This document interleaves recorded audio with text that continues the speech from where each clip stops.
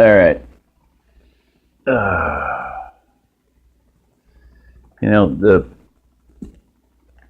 I've got my theology hat on. Here's what I should have done. Okay. Lights out. Theology time. Tough book to read.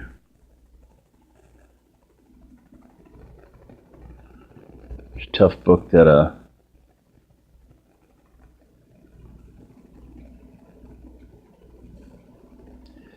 covers a lot of ground, covers a lot of good things, good ideas, things to do, covers a lot of mistakes they made in the book. They could have done everything perfect in the book, nobody would have died, except the bad guys. Life don't work that way. Like my granddaughter said, I was grousing about how many people are going to die. It's been a burden for me for a long time. I don't know. It's good to read stuff like this because you're processing it mentally and emotionally ahead of time. The way things happen, what things that do happen, things that work good, things that don't work good. Proper way to do things.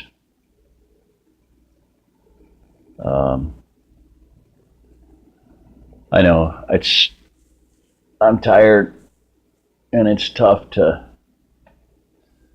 talk about stuff.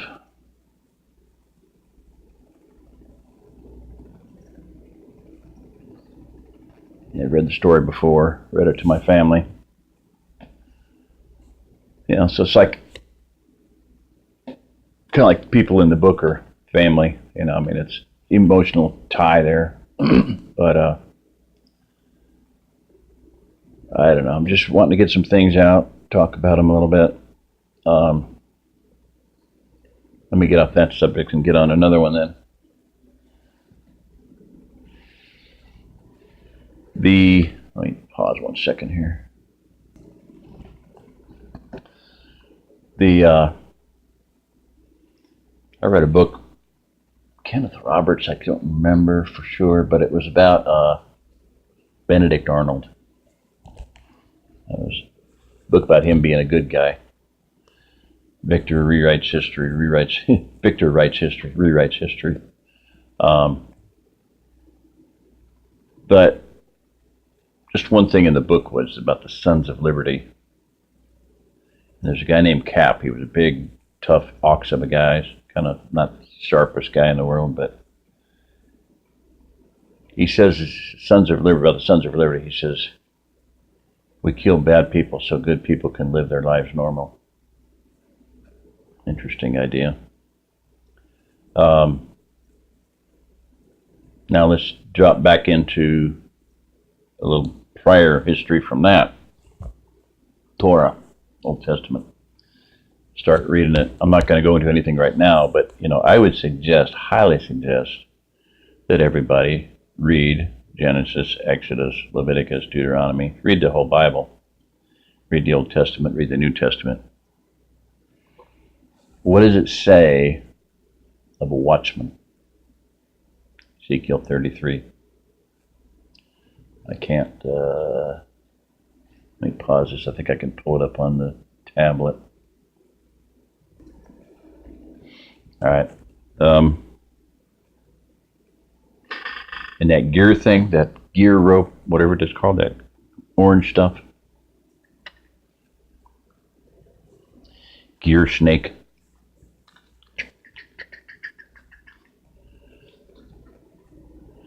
I wouldn't be doing this. I couldn't be doing this if it wasn't for that. I got it wired up and holding the charger for the phone. Otherwise, I wouldn't be able to. I'd be out of luck. SOL. That would be up a creek without a paddle. Okay. Now, follow logic. Just, follow the reasoning here. Son of man, speak to the children of thy people, and say unto them, when I bring the sword upon a land. Okay? The sword's coming. Who's bringing it? Yahweh. If the people of the land take a man of their coast and set him for their watchman, somebody's on guard duty. If, when he seeth the sword come upon the land, he blow the trumpet and warn the people, then whosoever heareth the sound of the trumpet and taketh not warning, if the sword come and take him away, his blood shall be upon his own head. Okay? Do you understand what that's saying? Okay?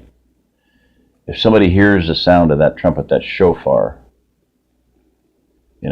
and a lot of people have been watchmen and have been telling you, get out of the cities. Get out of the cities. Get out of the cities. Get off the coasts. Get away from the coasts. Get away from the borders. Go inland and do it now. Been telling you that for a long time. You're not going to listen and you die. It's your fault. You were stupid. Okay? And my granddaughter started saying this, but she said, because I was grousing about how many people are going to die, and she says, Grandpa, you beat yourself up too much over this. Because she knew. She was like 13 at the time. She's 21 now. She'd been around me enough and, knew that I was tearing myself up over the whole thing. Been doing that for years. And let me say this. This book, nothing bad has happened yet. What do you call that? Spoiler alert. It gets progressively more serious. So you read what I'm reading here, and when we get into when it really gets rough and gruesome, stuff's going to happen. I was reading a book one time, a series of books, and I said to my wife, I said, this isn't science fiction. It's history. It just hasn't happened yet. And that's, not the names and the dates and everything and the what EMP, whatever. No, not saying anything like that. I'm just saying this stuff is going to happen. If you don't think it is, if you have some fairy tale, freaking idiotic, PC lovey-dovey bullshit understanding of the future, and God's going to save you and save everybody you know and save your family, I can't, whatever. Believe what you want. So my granddaughter said, Grandpa, you beat yourself up too much over this. Jesus said when the Tower of Siloam fell, it fell on the just and the unjust. Okay? Do you understand what that's saying? If you're in the city, if you're under the tower, if you're on the coast, if you're near a border, and the tower falls, the judgment falls, and you die, that's gonna happen. She said, Grandpa, Jesus said the Tower of Siloam fell on the just and the unjust. Let me just finish what she said. She said, fell on the just and the unjust. Yes, bad people die when judgment comes, but good people die too. She goes, they were good people, Grandpa. They were just dumb people. Okay? You might be the best person in the world. You might be the best Christian in the world. You might think you're the holiest person in the world. You might think you're the best prepper in the world, the best survivalist in the world. If you're dumb, you're still going to die. If you're standing under the tower when the tower falls and it crushes you into pudding, jelly, you're still going to be dead. I'm just saying, don't let that happen. When the message has been going out and going out and going out, get away from the cities. Get the hell out of the cities, get the hell away from the coasts, and get the hell away from the borders. If you have relatives on the border, please tell them, get away. And I'm primarily talking at this point, the southern border, but to me, it's like, flip a coin, 6 of one, half dozen the other. I don't know. I'm not even trying to make any kind of assessment as to which will be worse. You know, don't know. More population on the southern border, yeah. Going to be more of I would put it this way, it's going to be more of a in your face, face-to-face, hand-to-hand, machete, shovels, axes, AK-47s, SKSs, whatever, you know, versus our high-tech, our good weapons. But the numbers are going to be phenomenal. You don't have any idea what you're talking about or dealing with. Northern, a lot more sparsely populated. Montana, Idaho, blah, blah, blah, blah, blah. Russians, high-tech weapons, tanks, et cetera, whatever. Still going to be bloody, still going to be ugly, but, you know, it'll be different. So, just my assessment. You know, and don't think that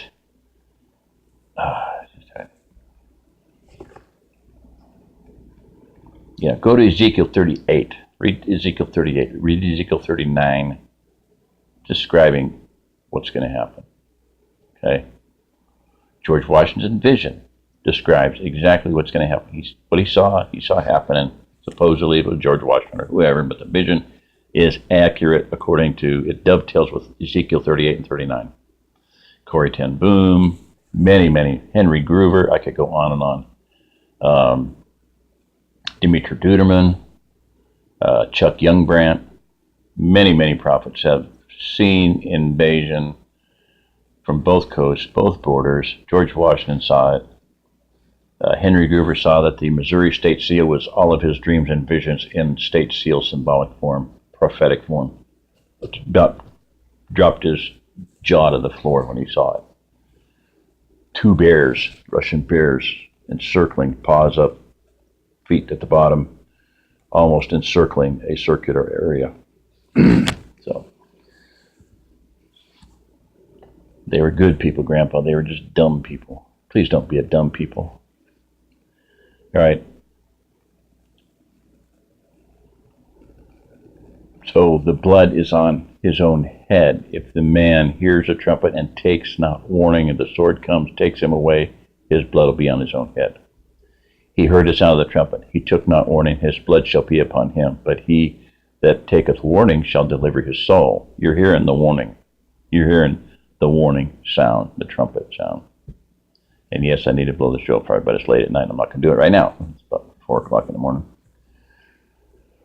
But if the watchmen see the sword come and blow not the trumpet, and the people be not warned, if the sword come and take any person from among them, he is taken away in his iniquity, but his blood.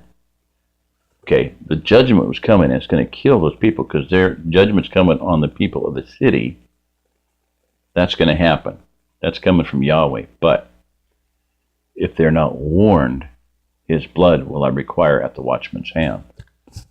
Okay? So if they don't heed the warning and they die, it's on their head. If they hear if the watchman does not blow the trumpet, it's on his head. So there's a culpability here. There's a what's going to happen is at the what I'm going to say the blame, the guilt. You see what I'm saying? The blood is going to be on either the head of the person who did not listen or the person that did not blow the trumpet. Of course, if the person hears the trumpet and he's, gets out, great, he saved his life. So, where am I going with that? Well, we need to read Torah. I've made the statement before, and it's just I made it up. I've never heard anybody say it, but when things fall apart, in a lot of cases, a righteous man will be the first one to pull the trigger in certain situations. And I'm not saying random killing, I'm not saying vigilante stuff, and nothing like that. I'm just saying if the enemy's there and if it's a situation where it's self-defense or something and they need to be dealt with, just has to happen. That's the job of the people who are defending. And in the case of what I said is we're going to be a non-belligerent nation. We're not going to be at war with anybody, not being at war with what we perceive as, we're not going to say either side's good or bad. We're neutral, right? That's what I'm saying.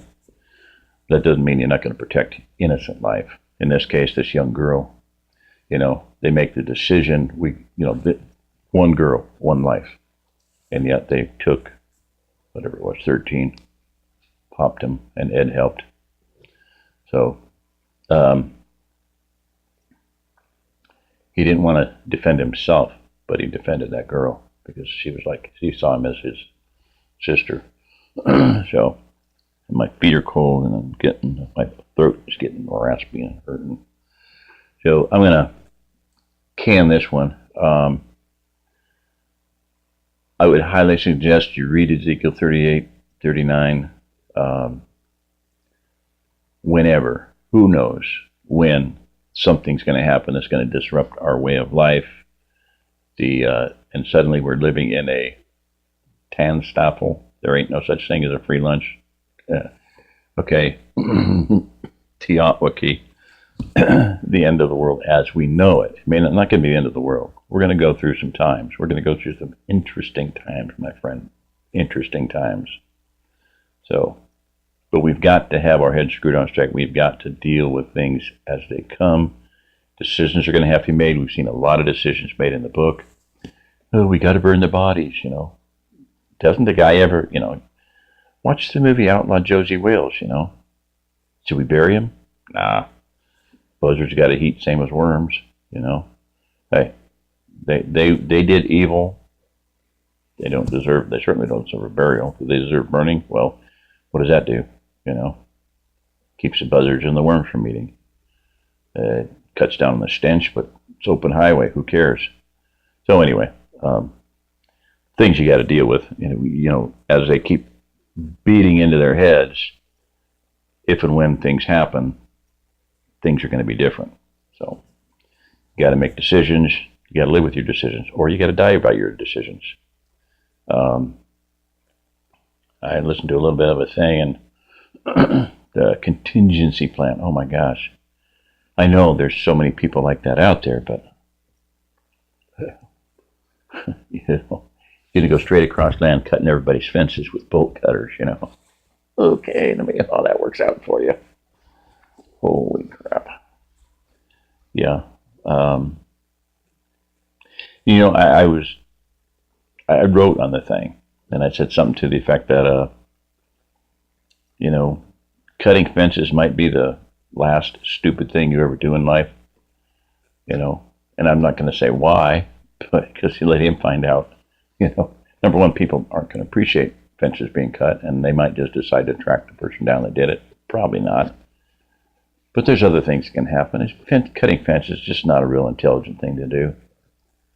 Oh my gosh, anyway.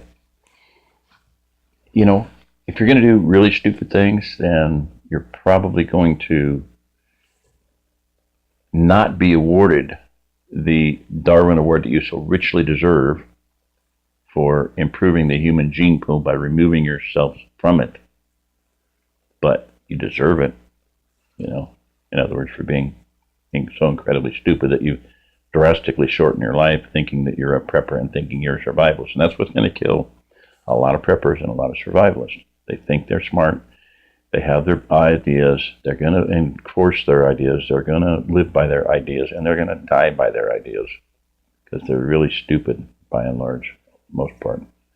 Not saying this one in particular. I'm just saying, shoot first, ask questions later. Well, where does that put you morally?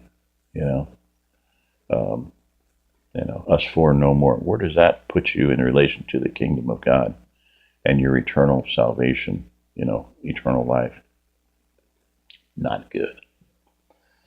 Then you say eternal punishment, All right. Anyway, just some thoughts. So, when I say unto the wicked, O wicked man, thou shalt surely die. If thou dost not speak to warn the wicked from his way, that wicked man shall die in his iniquity, but his blood will I require at thine hand.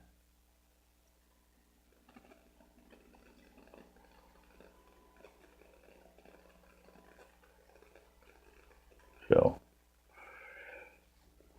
whether you're righteous or not, you can die. Nobody's guaranteed, to live through this. So, I would say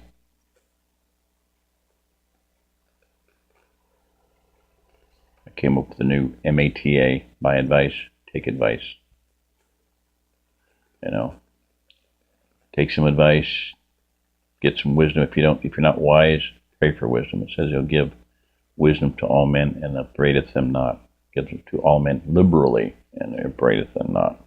Upbraideth them not. So, be wise. Listen to somebody that has more wisdom than you. Listen to somebody that has more intelligence than you do. There's not a lot of people that have ability to assess a lot of information. There's a lot of people out there doing it. Some of them are good. Some of them are not so good. Some of them think they're good and they're not that good. There's people telling people where to go, where to live. And I wish to hell they'd never even written a book practically. I can name names and I'm not going to right now. I don't feel like it. People that live in places where they only have 5 people per square mile. Yeah. Let me know how that works out for you. It's going to be sad. All right. And maudlin. Somber book. All right. That's it. I'm done. It's Jerry Diamond. If you're listening to this, you are the remnant. Please be one.